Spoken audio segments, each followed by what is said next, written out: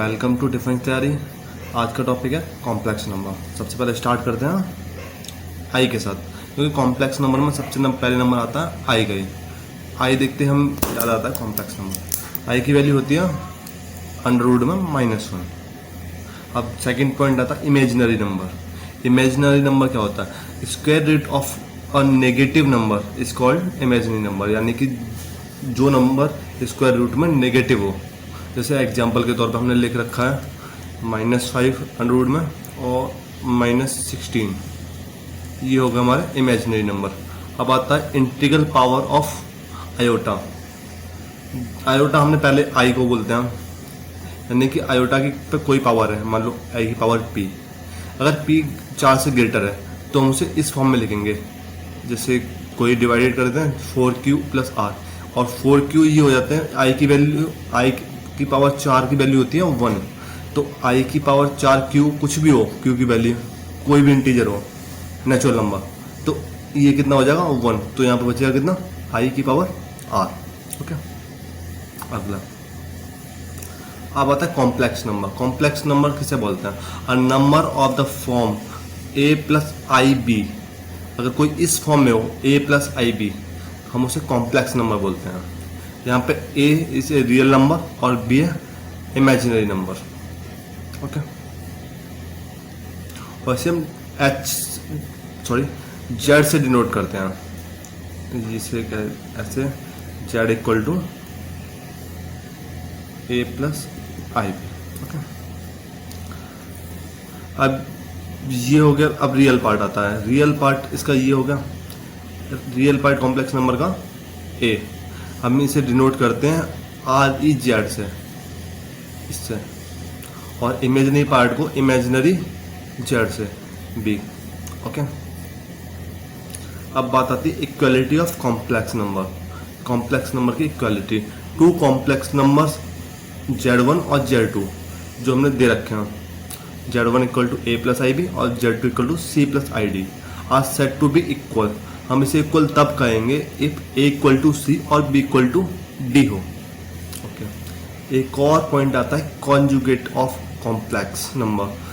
To complex number are set to be conjugate each other if their sum is real और their product is also real.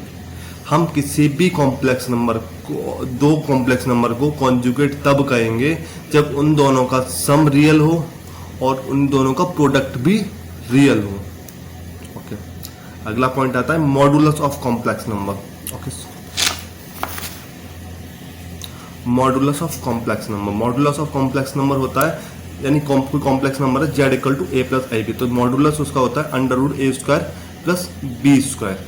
Okay, अब अगला point आता है argument. Argument of complex number.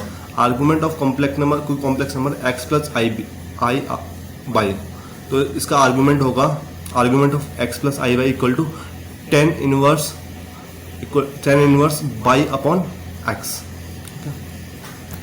अब अगला point आता है representation of complex number a + ib can be written in ordered pair as AB, where A is the real part, B is the imaginary part। हम इसे किसी complex number को order pair में भी रिप्रेजेंट कर सकते हैं, जैसे स्ट्रेट लाइन की फॉर्म में कोई पॉइंट होता है ना, ऐसे ही, जिसमें पहले आता है रियल पार्ट और दूसरी बार आता है इमेजिनरी पार्ट। ओके, अब कोई दो कॉम्प्लेक्स नंबर है हमारे पास, z = a + ib और z2 = c + id, तो इन दोनों का सम क्या होगा? सम का फॉर्म सम होता है, रियल नंबर से हमेशा रियल नंबर जुड़ता है और इमेजिनरी नंबर से इमेजिनरी नंबर जुड़ता है। अब सिर्फ सम में होता है ऐसा, ऐसे माइनस में भी होता है। अगर यहाँ पे माइनस हो तो यहाँ पे माइनस हो जाएगा, माइनस हो जाएगा, तो यहाँ पे माइनस हो जाएगा और यहाँ पे माइनस हो जाएगा। ओके, अब अगला पॉइंट प्रोडक्ट। प्रोडक्ट होगा तो ए और सी का पहले आ गया -bd, यानी कि इन दोनों का सम होगा, प्रोडक्ट होगा, और ये i² bd हो जाएगा। i² क्या होता है? नेगेटिव, -1, तो bd हो गया। अब इसका इससे होगा तो ये आई कॉमन आ जाएगा और बी सी हो जाएगा। ओके, अब इसका इससे होगा, इसमें आई कॉमन हो जाएगा और ए डी हो जाएगा। यही बिल्कुल सॉल्व करके मैंने लिख दिया है। वैसे अगर बोलोगे तो मैं इसका डेरिवेशन भी दिखाऊंगा। ओके, अब डिवाइड। अब डिवाइड कैसे करते हैं कॉम्प्लेक्स नंबर को? कॉम्प्लेक्स नंबर को डिवाइड मान लेते हैं, दे रखा है Z1 अपॉन Z2, तो हो जाएगा A plus i b upon c plus i d. तो हम जो नीचे होता है ना, जिसे हम हिंदी में हर बोलते हैं, हम वहाँ पर उसे कॉम्प्लेक्स नंबर नहीं चाहिए। हम हर हालत में उस जगह ना हमेशा रियल नंबर क्रिएट करने की कोशिश कर रहे हैं। रियल नंबर हमारे पास क्रिएट कब होगा? जब किसी भी कॉम्प्लेक्स नंबर को उसके कॉन्जुगेट कॉम्प्लेक्स नंबर से अगर इनटू कर दिया जाए तो हमेशा वो रियल बनता है, जो हमने पहले पॉइंट में पढ़ रखा था। ओके, तो हम इसी के नीचे वाले कॉन्जुगेट से दोनों तरफ इनटू कर देंगे तो कोई फर्क नहीं पड़ेगा। दोनों तरफ इनटू करने के बाद जो रिजल्टेंट आएगा वो ये आएगा, जो आप स्क्रीन पे देख सकते हैं।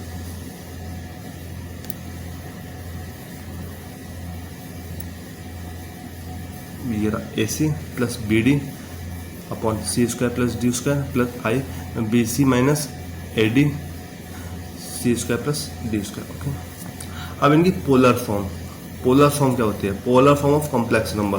तो कॉम्प्लेक्स नंबर है हमारे पास एक्स प्लस आई बी, तो पोलर फॉर्म होती है r cos theta plus i sine theta. Okay, इसमें आर होता है ना मॉडुलस ऑफ जेड होता है, मॉडुलस ऑफ कॉम्प्लेक्स नंबर, और थीटा होता है आर्गुमेंट ऑफ जेड।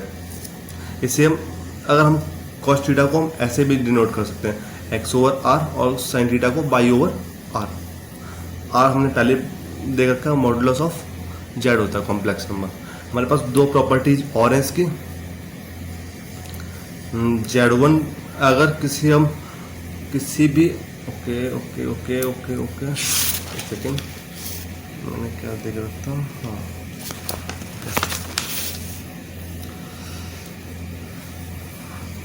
किसी भी मॉडुलस को अगर दो मॉडुलस को सम करेंगे कॉम्प्लेक्स नंबर का, तो वो हमेशा ग्रेटर होता है कॉम्प्लेक्स नंबर के सम के मॉडुलस से। ऐसे ही अपोजिट होता है, अगर माइनस करेंगे तो वो हमेशा लेस होता है दोनों कॉम्प्लेक्स नंबर के सम के मॉडुलस से। अब आते हैं क्वेश्चंस पे। क्वेश्चन है हमारा पहला, एक्सप्रेस 5 माइनस 3i की power 3 in the form of a plus i b. I b की फॉर्म में हमें लिखनी है, तो इसका फॉर्मूला क्या होता है? इसका क्यूब माइनस इसका cube minus 3a square b, यानी कि 3 5 का स्क्वायर और 3i, फिर 3 प्लस 3 5 और 3i का स्क्वायर। ओके, अब ये हो गया 125, ये हो गया माइनस के 27 आई की पावर 3, और आई की पावर 3 को हम माइनस आई लिखेंगे। माइनस आई से माइनस का अगर इंटू होगा तो प्लस आई बचेगा, तो ये हो जाएगा 27 आई। 3 का गुणा 25 में करेंगे तो 25 से 75, 75 का गुणा 3 में करेंगे तो 225 माइनस 225 आई प्लस 5 15 15 15 नंबर 135, ये भी हो जाएगा 135 आई स्क्वायर। और आई स्क्वायर की वैल्यू क्या होती है? माइनस के 1, तो ये हो जाएगी हमारे पास माइनस का 135। अब इसे सॉल्व करते हैं। 125 प्लस का है, 135 माइनस का है, तो टोटल क्या हो गया? माइनस का 10। हमारे पास प्लस 27 है और माइनस का 225 है, तो ये हो जाएगा माइनस का 198।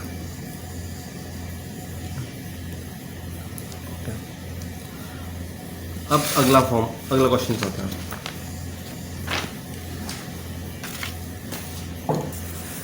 अगला क्वेश्चन है,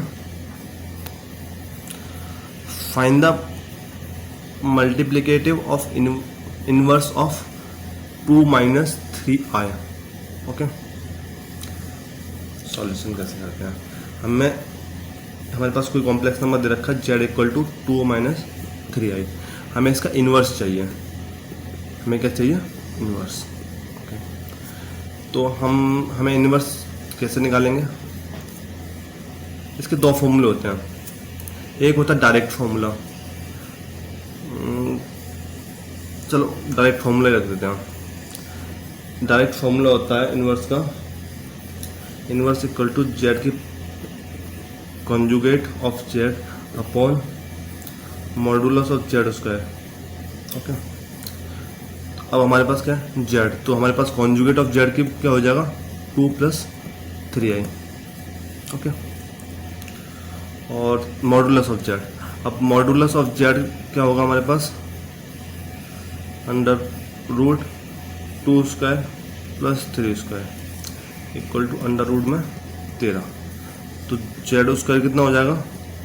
13। अब हमें सब कुछ मिल गया। अब जेड इनवर्स क्या हो जाएगा?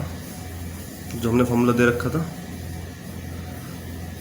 2 + 3i हुआ 13।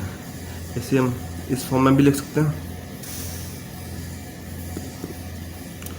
2/13 + 3/13।